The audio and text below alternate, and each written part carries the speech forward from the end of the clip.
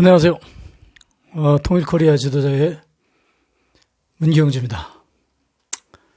하이 프레이트 베이비. 저번에 이제 어디까지 얘기를 하다 말았냐면,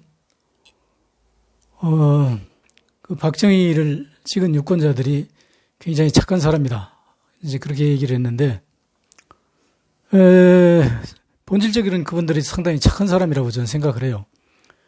그 유권자를요, 우리나라의 유권자를 약 한 이제 3등분해서 저는 그 생각을 하고 있는데요. 지금 우리가 촛불 집회에 나갔던 사람들은 어떤 사람들이냐면 대부분 그 깨인 사람들이에요. 그 사람들은 이제 박정희가 충신이 아니고 역적이다 하는 걸 이제 아는 사람들이고, 가만히 관망하는 사람들이 있어요. 소위 이제 중도파라고 그러죠. 그건 이제 나쁜 말로 하면 이제 기회주의자들인데, 이 사람들도 박정희가 충신이라고 믿는 사람들이에요. 이순신도 충신이라고 믿는 사람들이고. 근데 그 사람들은 그렇게 믿기는 하지만, 이제 어느 쪽에 이기냐는 그쪽에 이제 붙는 그 기회주의거든요. 그러니까 이제 이렇게 지켜보고 있다가, 좀 이기는 쪽에 이제 붙는 거죠. 다시 얘기하면 요즘 여러분 여론조사라는 거 자주 하죠. 그러면 조금 문재인 대통령이 좀 잘한 것 같으면 또 확 올라갔다가 좀 아는 것 같으면 이제 뒤에 싹 빠지고 그러죠. 그게 누구냐면 전부 중도파들이 이제 기회주의자들이 이제 장난하는 건데, 그리고 이제 또 일부는 이제 기존 표가 있어요. 특정 지역을 비롯한, 저는 이제 충남 서산 사람인데요. 출생이인데 충남 서산에도 아주 박정희를 충신이라고 믿는 그런 사람들이 많이 있어요. 어려서 이제 봤는데, 이 사람들은 이제 죽으나 사나 박정희를 지지하는 소위 국민의 진당 편을 드는 사람들이에요. 그래서 요 세 부류가 있는데, 그래서 이제 그 세 부류 중에 지금 현재는 아마 이렇게 깨인 사람, 저처럼 소위 진보파라고 하는 사람들이 약간 많을 거예요. 근데 그 다음에 이제 박정희하고 이순신이 영웅이라는 사람들이 이제 훨씬 많거든요. 그냥 그 사람들은 소위 극우 세력하고 중도파하고 포함한 사람들이란 말이에요. 그러니까 우리가 그 사람들에게는 이 어떤 게 옳고 그런 걸 몰라요. 지금 그 사람들은 판단을 못 하는 사람들이에요. 그러니까 요번에 단적으로 나타난 게 뭐냐면, 소위 법관들이라는 분들이 자기네들은 중립을 지키기 위해서 어느 편도 안 들겠다. 근데 그 사람들이 지금까지 중립 지켰습니까? 그 사람들이 누구냐면, 그 사람들이야말로 진짜로 이순신하고 박정희가 아주 영웅이라고 철석같이 믿는 사람들이거든.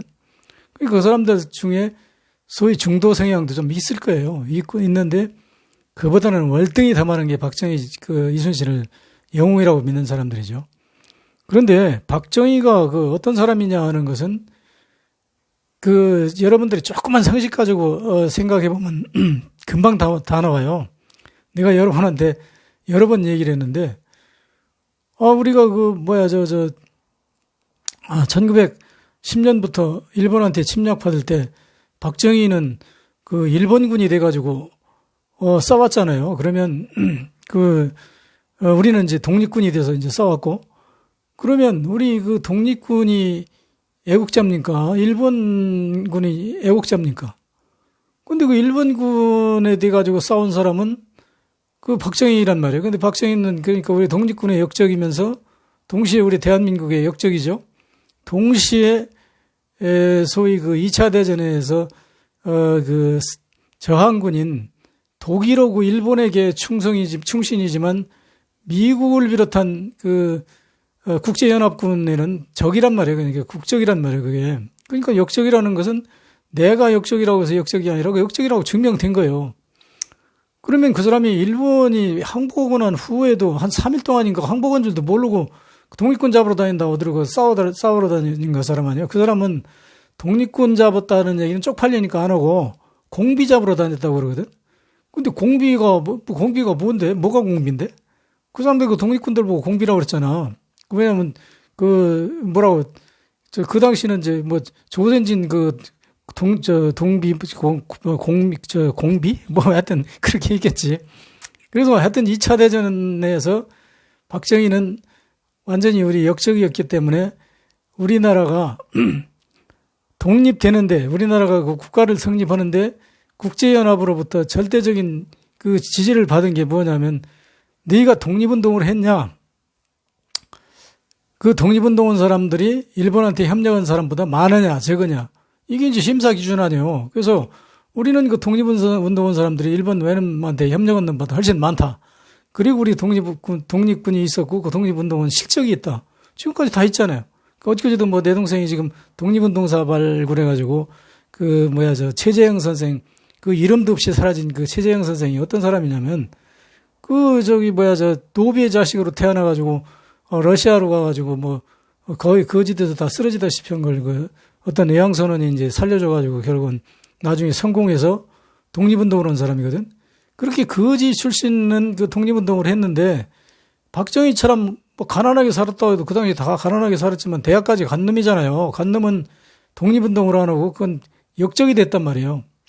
그래서 하여튼 그 배운 놈들이 결국은 그 역적들이 많은데, 난 못 배워서니 못 배운 데 대한 어떤 그 히스테리적인 반응인지도 모르겠어요. 하여튼 그러나 통계적으로 보면 그래. 그래서 지금 보면 그 대법원이라는 우리나라 무슨 법관들이라는 이런 사람들이 모여가지고 지금 이 사태를 요인을 해보니까 우리가 중립을 지켜야 되겠다. 그게 중립 지킨 겁니까? 윤석열이 검찰 편들어준 거지. 그러니까 그 사람들은 그 법관이라는 사람들이 나같이 무식한 사람만큼도 이 어떤 도덕적인 기준에서 판단을 못 한다니까, 지금. 그런 나라에 지금 와 있다니까, 지금. 그래서 하여튼 2차 대전에 분명히 이제 박정희가 역적이죠. 그래가지고 2차 대전에 이제 국제연합의 힘을 얻어서 우리가, 이제 나라를 세웠지 않습니까? 세웠는데, 그 이승만이라는 사람도 이제 아주 나쁜 사람이거든요. 근데 하여튼 그렇다 치고, 이승만 정권 하에서 박정희는 뭐였냐면, 북한 공산당, 남노당 군부 총책으로 활동하면서 조직원을 한 3,000명인가 거느리고 있었던 사람 아니에요.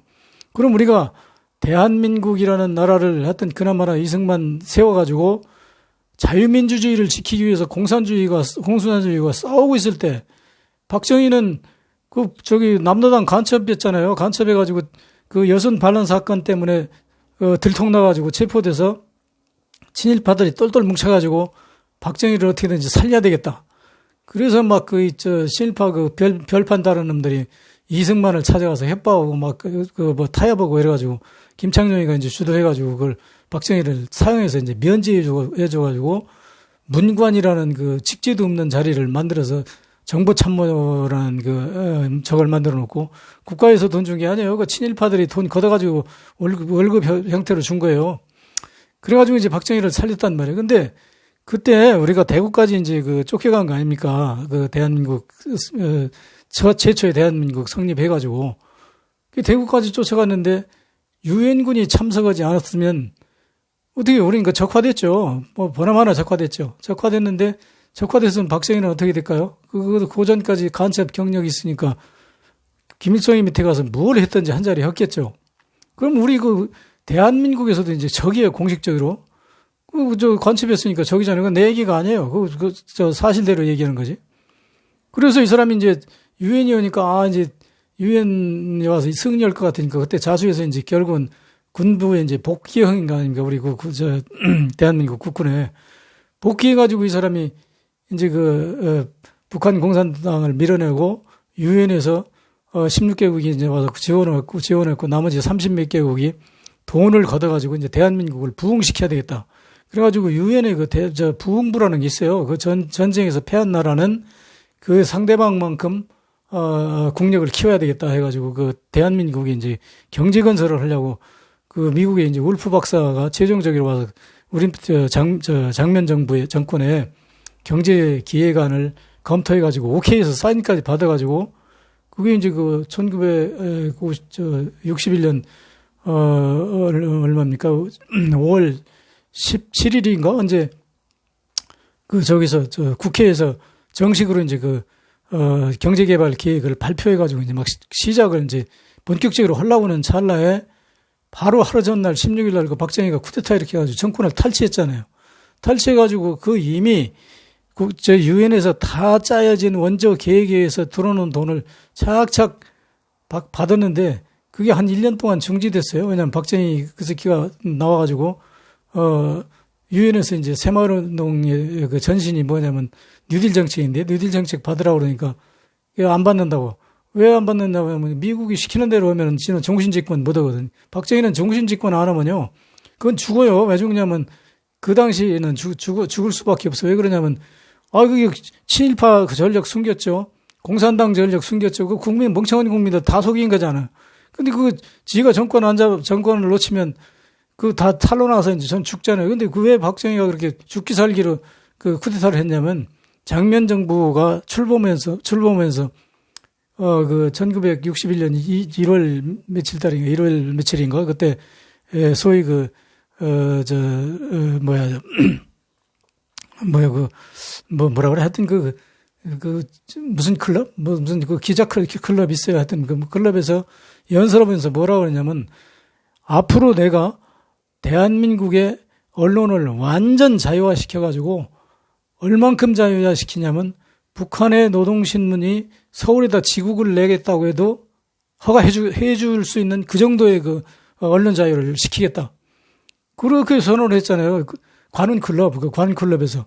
그러면 박정희 친일파 입장에서는 이게 정말 살 떨리는 거죠. 왜냐하면 그렇게 언론 자유화를 시켜버리면 그놈들이 간도 특설대에서 활동한 놈들이 거의 태반이고 박정희도 간도 특설대 대원이 아니라고 그러지만 나는 그걸 믿지 않고 기었을 가능성도 있고 실제로 간도 특설대하고 합동해가지고 일본 신경군에 들어가서 같이 작전도 그랬어요. 동식권 잡으러 다니고 했어요. 근데 그 전에 이제 간도 특설대라는 것은 정말 아주 너무 잔인하고 일본 놈들이 우리나라 양민 학살한 것보다 더해. 그러니까 그거는 서로가 감추려고 그래. 백선엽이도 끝까지 감췄는데 일본에 가서는 나는 간도 특설대원이었습니다 하고 인터뷰한 잡지도 나오고 그러더라고요. 근데 여기 한국에서는 아니라고 끝까지 우기다 이제 죽었는데 지금도 우리 광복회 회장 김원웅 씨가 간도 특설대 백선엽이 그런 역정론 어쩌고 얘기하니까 우리나라 군인 분들이 그 앞에서 광복회관 앞에서 대모하고 그래가지고 아주 곤욕을 치렀어요.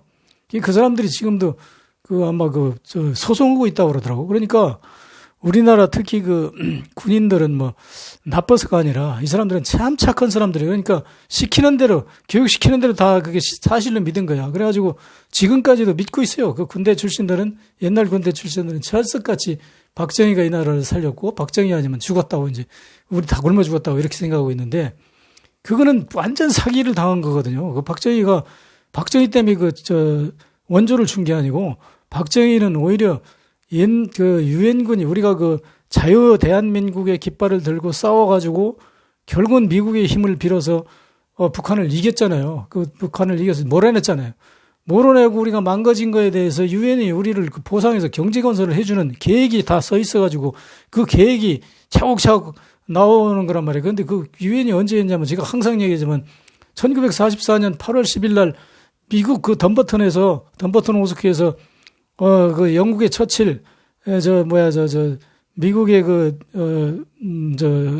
누즈벨트, 스탈린, 장개석, 이 네 사람이 발의해가지고 유엔을 창설해가지고 1945년 8월 15일 날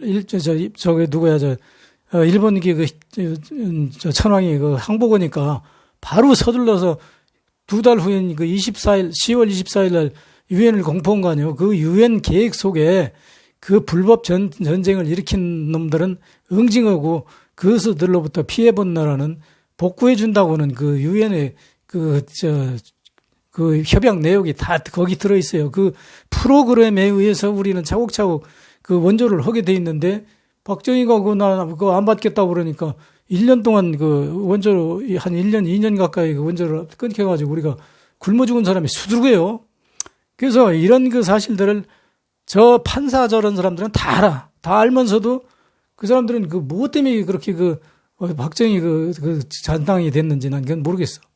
오늘 여기까지 하겠습니다.